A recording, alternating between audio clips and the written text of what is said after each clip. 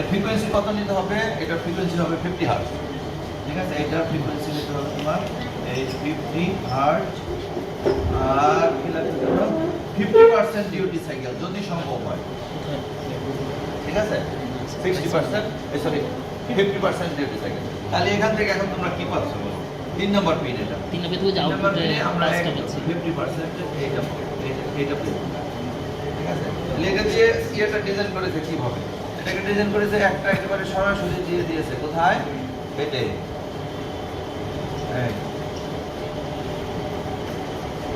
এই পাওয়ার ফেডের ভিতরে একটা এরকম একটা ডায়োড থাকে, জানো নাকি? ডায়োড থাকে, পাওয়ার মসফেটের ভিতরে এরকম একটা ডায়োড থাকে। তোমরা জানোই না, তাহলে জানার পরে আমি অন্য কিছু করবো।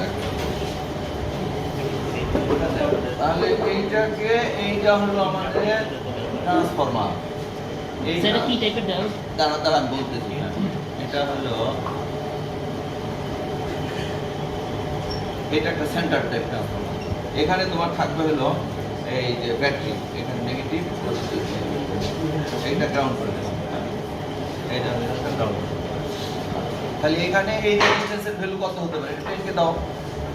আর এরপরে এখানে আরেকটা রেজিস্ট্যান্স দিয়ে আরেকটা সার্কিট তৈরি করতে হবে। সেটা হলো C828। এটা হলো C828। আচ্ছা, এইবার এইটার কোথায় কি যাবে? এইটার এখানে 12 ভোল্টে যাবে। এখানে একটা রেজিস্ট্যান্স দিতে হবে। এটা এটা এটা কত হবে? এটা 1 থেকে 10 এর মধ্যে হবে। হ্যাঁ, এই টার্মিনালটা কোনটা? এই টার্মিনালটা এইটাই। হ্যাঁ, ঠিক আছে, এই 12 ভোল্ট এখানে লাগিয়ে দিলাম। এখন এখান থেকে নিয়ে দিতে হবে কোথায়? এখান থেকে নিয়ে দিতে হবে তোমার ওই যে ফেটে।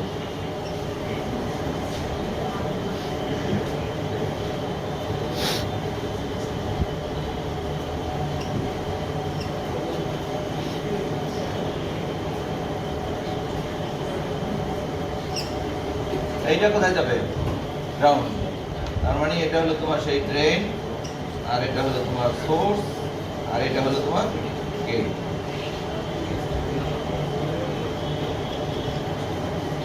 এটা আগে কত জন বললাম? ঠিক একইভাবে এখানেও তোমার এটা হলো গেট, আর এটা হলো সোর্স। সোর্স এখানে চলে আসলো। এটাও কি চ্যানেল? বলো।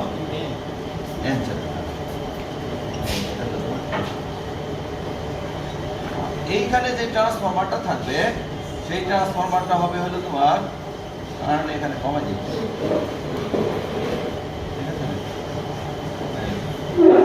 এদিকে বাড়াই দিই।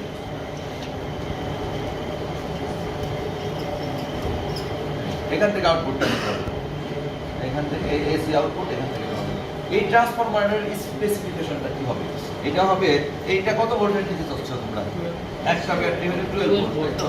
তাহলে এইটার স্পেসিফিকেশন হবে 12 ভোল্ট, আউটপুটে যাবে 220 ভোল্ট। ঠিক আছে, আর হবে কি জানো? দাঁড়াও, আর হবে হলো তোমার সেন্টার ট্যাপ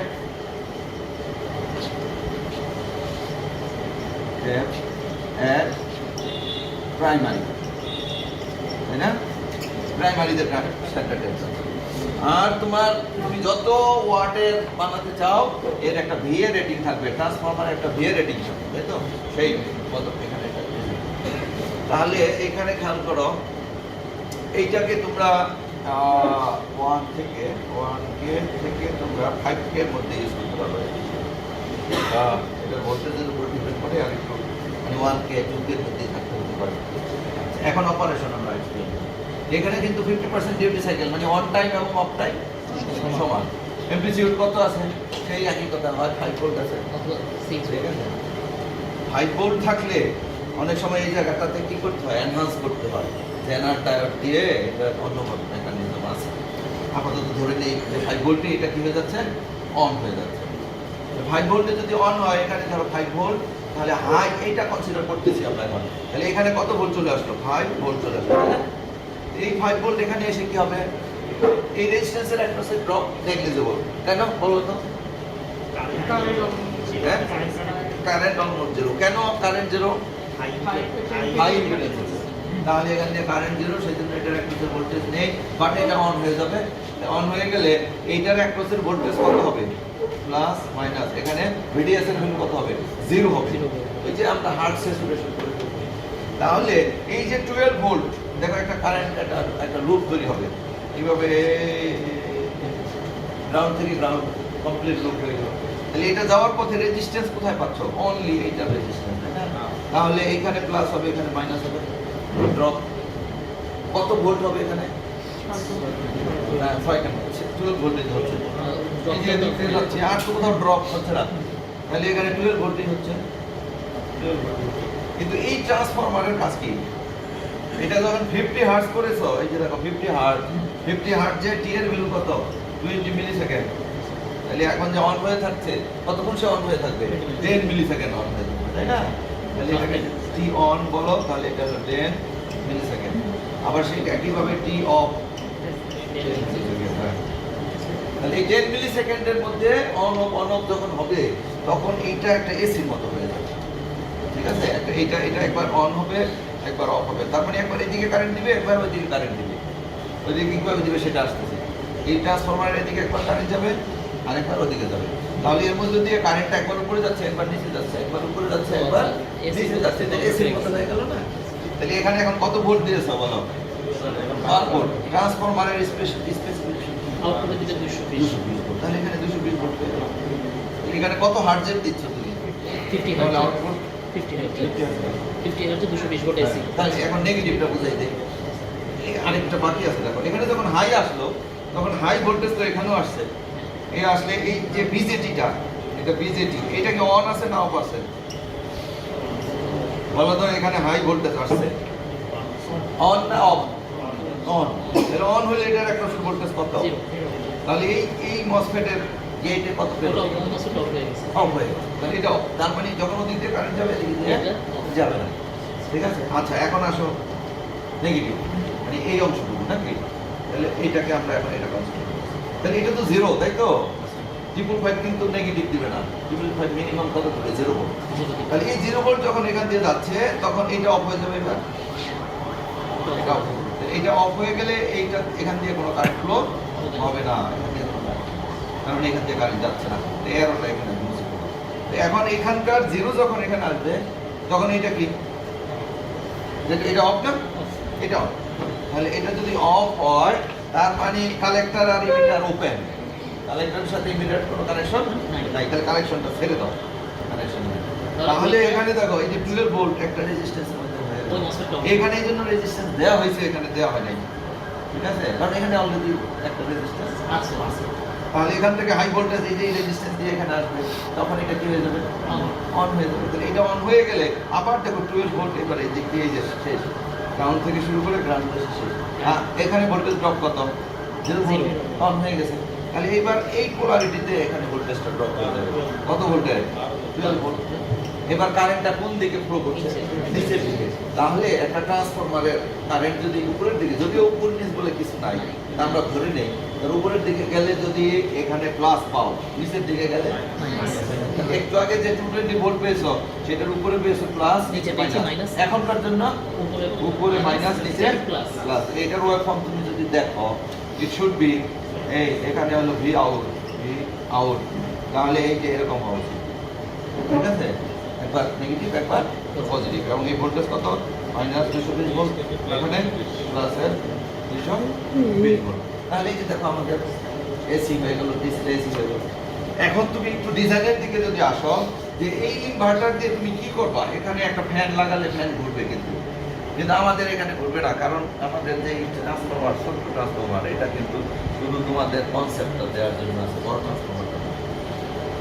তাহলে আমরা যদি এখানে একটা ফ্যান লাগাই, সেই ফ্যানে 220 ভোল্ট এসি সাপ্লাই হবে, এখানে টিউব লাইট লাগাইলে সেটাও হবে। আমরা ধরে নিচ্ছি যে এটা দিয়ে তুমি সে 2টা টিউব লাইট একটা ফ্যান চালাতে চাচ্ছ, তাহলে 2টা টিউব লাইট 100 ওয়াট ধরো, একটা ফ্যানকে 100 ওয়াট ধরো, তাহলে আমার রিকোয়ারমেন্ট কত ওয়াট? হ্যাঁ, 200, তাই না? 200। তাহলে আমার যে পি এর লোড, সেটা কত হলো? 200 ওয়াট, তাই তো? আচ্ছা, এখন 200 ওয়াট হইলেও আমি 200 ওয়াটের ডিজাইন করবো না, আমি একটু বেশি করবো সেফ সাইডে থাকার জন্য, তাই না? এখন এইটাকে তুমি যদি ভিএতে কনভার্ট করো, আমাদের দেশে 8.8 ধরা হয় ওই পাওয়ার ফ্যাক্টর। তুমি যদি মাপো ওই লাইনে মোটামুটি সব জায়গায় 0.8, তাহলে এটা যদি পিএল হয় তাহলে ভিএল মানে ভোল্টেজ অ্যাম্পিয়ার রেটিং লোডের কত হইল 0.8 দিয়ে কি করতে হবে, ভাগ করতে হবে, তাই না? তাহলে 220 ওয়াট ডিভাইডেড বাই এত, ইউনিটটা কত হবে দেখো, তাড়াতাড়ি বলো কত হয়। এটা হলো ভোল্ট অ্যাম্পিয়ার। এই 200 ডিভাইড 275, ঠিক আছে? তাহলে এই 275 ভিআর ট্রান্সফরমারটা অর্ডার দিতে হবে, 275, ঠিক আছে? এটা অর্ডার দিতে হবে। আবার আর একটু বেশিও লাগতে পারে, আর একটু বেশিও হওয়া উচিত। ট্রান্সফরমারের এফিশিয়েন্সি কত হবে? একটা ট্রান্সফরমারের এফিশিয়েন্সি আছে না, ট্রান্সফরমারের এফিশিয়েন্সি তুমি 90% ধরো, ঠিক আছে? তাহলে এটাকে কিন্তু আরেকটা ফ্যাক্টর দিয়ে ভাগ করতে হবে, 0.9, এর কারণ এটা তো আমি আউটপুটে চাচ্ছি, তাহলে 300 এই অ্যাপ্রক্সিমেটলি আমরা 300 ভিআর একটা ট্রান্সফরমারকে অর্ডার দেবো নাকি? তাহলে এখানে হবে কত জানো, 300। এখন দেখো বাকি ডিজাইনটা দেখো, এখন আমার এখানে ভোল্টেজ কত, 12 ভোল্ট, ঠিক আছে? এইটা হলো 12 ভোল্ট, কিন্তু আমার ট্রান্সফরমারের মধ্যে দিতে হবে কত, এত ভিএ। এত ভিএ দিলেই তো ট্রান্সফরমার কিছু লস করবে, আউটপুটে আমার ওই ভিএটা পাবো। তাহলে তুমি যদি 12 ভোল্ট দিয়ে এটাকে ভাগ করো, কারেন্ট আসে কত, 25 অ্যাম্পিয়ার। হ্যাঁ? তাহলে এই যে আই ইকুয়ালস টু কত হবে, এই ভিএ ডিভাইডেড বাই 12 ভোল্ট, কত হয়েছে 25 অ্যাম্পিয়ার। এইবার তোমাকে চিন্তা করতে হবে 25 অ্যাম্পিয়ার কারেন্ট এই যে এখান দিয়ে দিতে হবে, তাই না? কারণ এখানে আমি যেই পাওয়ার দেবো সেই পাওয়ারই তো হয়ে যাবে, আর কমবে, ওইটা এফিসিয়েন্সি দিয়ে কি হবে, মাল্টিপ্লাই হবে তোমার। তাহলে এই সুইচটাকে এখন সেইভাবে আর কি তোমাকে ডিজাইন করতে হবে যেন এটা তোমার ম্যাক্সিমাম 25 অ্যাম্পিয়ার পর্যন্ত টলারেট করতে পারে। তাহলে আমরা এখন ডেটা শিট দেখবো যে কোন মসফেটের আইডি ম্যাক্স আইডি ম্যাক্স হচ্ছে 25 হ্যাঁ। অ্যাম্পিয়ার বা ID max greater than greater than 25। তাহলে এই যে ডিজাইন হলো, অপারেশন হলো, কোনো কোশ্চেন আছে কিনা, একটা কোশ্চেন আছে এটা সেটা বলতে, আর কোনো কোশ্চেন আছে কিনা বলতে। আচ্ছা আমি একটা পয়েন্ট বলে নিই, এই স্কোয়ার ওয়েভ এখানে দিয়েছো সেই জন্য আউটপুটে মানে সাপোজ টু ফাইন্ড, তাই না? কিন্তু প্র্যাকটিক্যালি তা হয় না। কেন হয় না?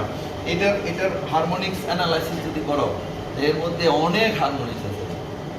স্কোয়ার ওয়েভের ভিতরে থার্ড হারমোনিক্সে ভরা, মানে সরি থার্ড হারমোনিক্স না, অড হারমোনিক্সে ভরা। ফান্ডামেন্টাল 50 হার্টজ, তারপর এটা হবে কত, ডাবল তো হবে না, তাহলে 3 গুণ হবে 150, তারপরটা 5 গুণ, এটা ইনফিনিটি পর্যন্ত। এখন তুমি যে এখান দিয়ে যে পাস করাইলা যে এটি ইনফিনিটি পর্যন্ত ফ্রিকোয়েন্সি, এই ফ্রিকোয়েন্সির জন্য কিছু ফিল্টার ইফেক্ট হয়ে যাবে। কারণ ইন্ডাক্টরে তো সব ফ্রিকোয়েন্সি কারেন্ট ঠিক মতো পাস করবে না। এই তুমি যে কম্পোনেন্টগুলো বলছো সেই কম্পোনেন্টের একবার ফান্ডামেন্টাল জন্য এটা ইজি, কারণ রিঅ্যাকট্যান্স কম, যে ফান্ডামেন্টাল এখান থেকে পাস করবে। কিন্তু অন্যান্য হারমোনিক্সগুলো যত হায়ার অর্ডার হারমোনিক্স তত রিঅ্যাকট্যান্সটা কি হবে, বেশি হবে। বেশি হলে সেই কারেন্টটা কি হবে, কম হবে। এই কারেন্ট যদি কম হয় তার ফ্লাক্স কম হবে আউটপুটে, তাহলে তার কন্ট্রিবিউশন কি হবে, কমে যাবে। তাহলে এই যে এখানে যে ইনফাইনাইট আমার ইয়ে ছিল হারমোনিক্স, সেই সব হারমোনিক্স এখানে পাওয়া যাবে না। তাহলে সেখানে কি পাওয়া যাবে, ওই হারমোনিক্স কমে কমে একটা ডিস্টোর্টেড ফর্ম চলে আসবে। তোমরা হয়তো অসিলোস্কোপ যদি লাগাও এখানে, তাহলে এরকম মোটামুটি পেয়ে যেতে পারো। কেন এরকম পাবো, তুমি তো অসিলোস্কোপ লাগিয়েছো, লোড লাগাও না। লোড লাগাইলেই না কারেন্টটা ফ্লো করবে। ট্রান্সফরমার তো কারেন্টের মাধ্যমে কাজ করে, ফ্লাক্স, ঠিক আছে? তাহলে কেউ যদি এই শেপের আউটপুট না পাও, ডোন্ট বি ওয়ারিড, ঠিক আছে? এটা থিওরি তাই বলতেছে। আর কি কোশ্চেন আছে বলো?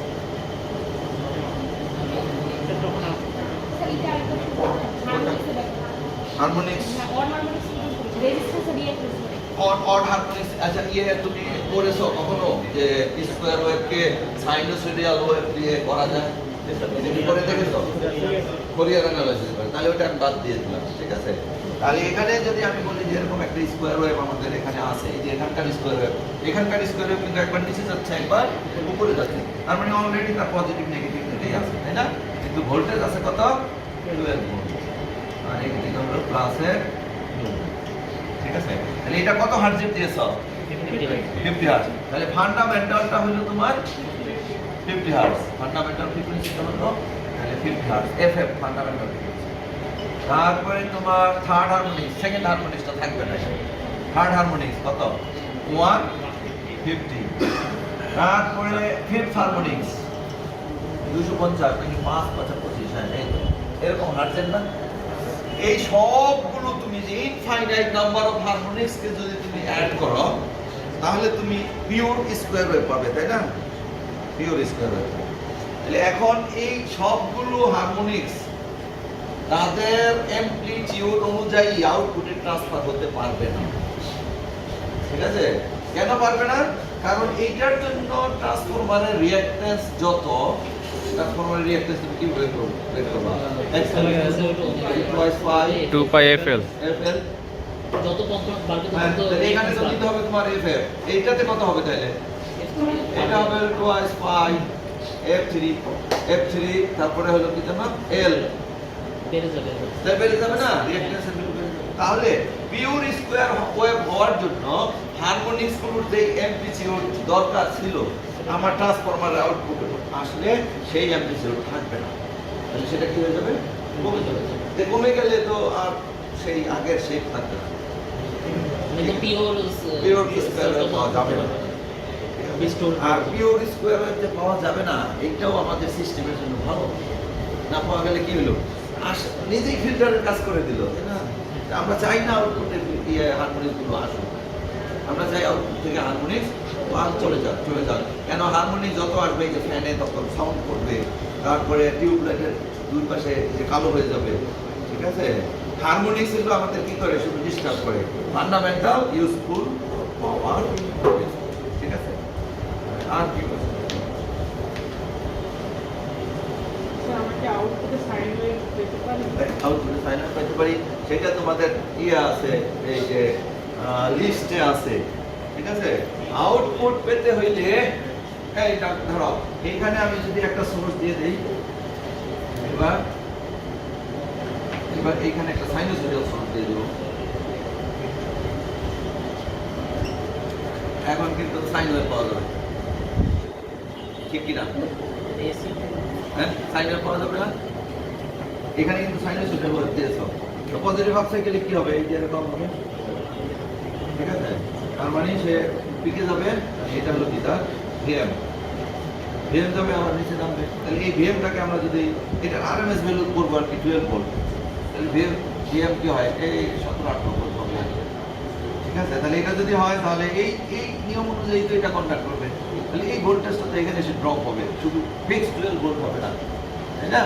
কারণ এটা তো কারেন্টের ভ্যালু কম বেশি হচ্ছে, তো কারেন্টের ভ্যালু কম বেশি হইলে তাহলে এখানেও তো সেই সাইন ওয়েভ অনুযায়ী পাওয়া যাবে, যার কারণে এখানে একটা সাইন ওয়েভ ড্রপ হবে, সামনে প্লাস হবে নিচে।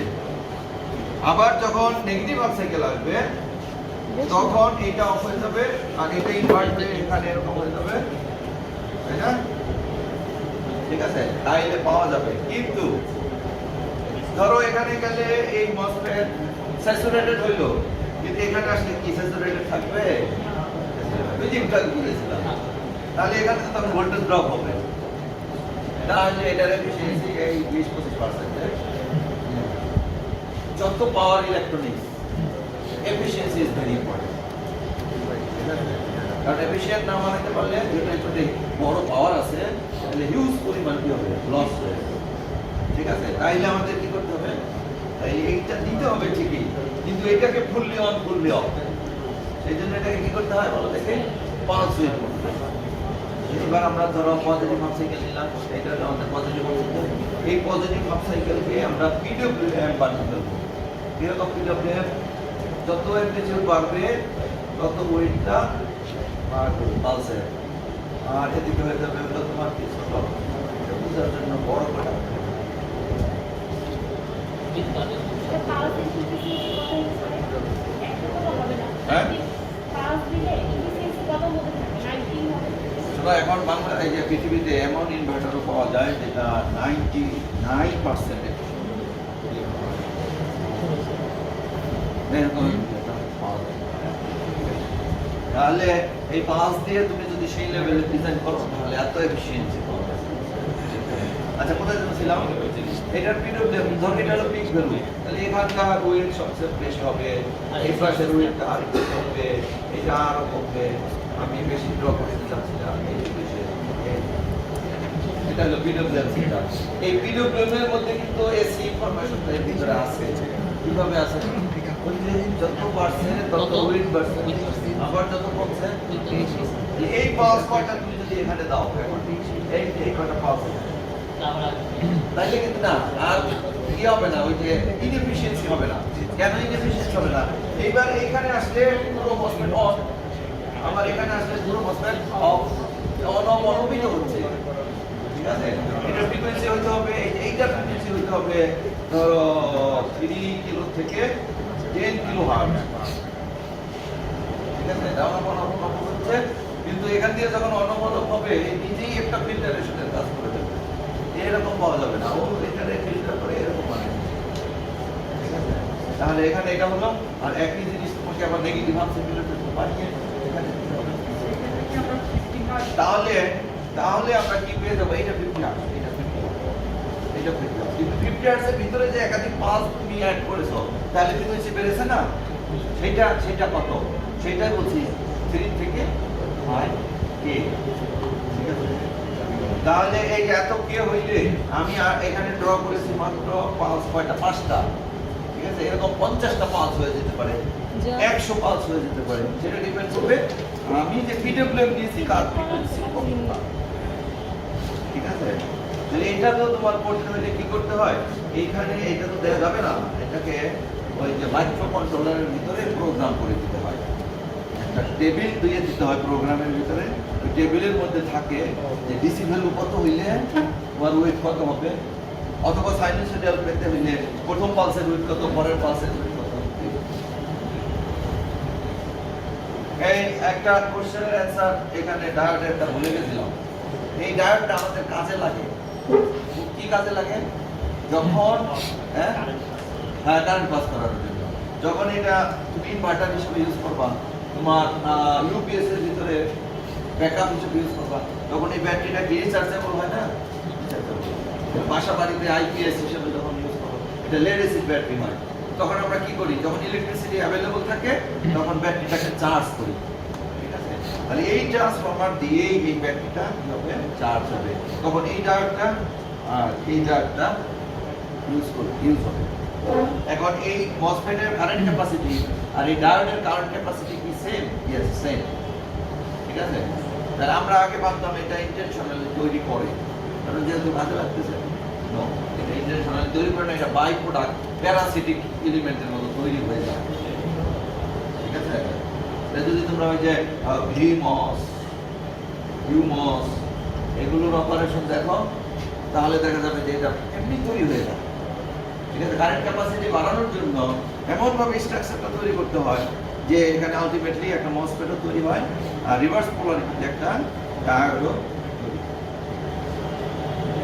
এইটুকুই, আর বেশি করতে। তাহলে তোমাদের এক্সপেরিমেন্ট তো কয়টা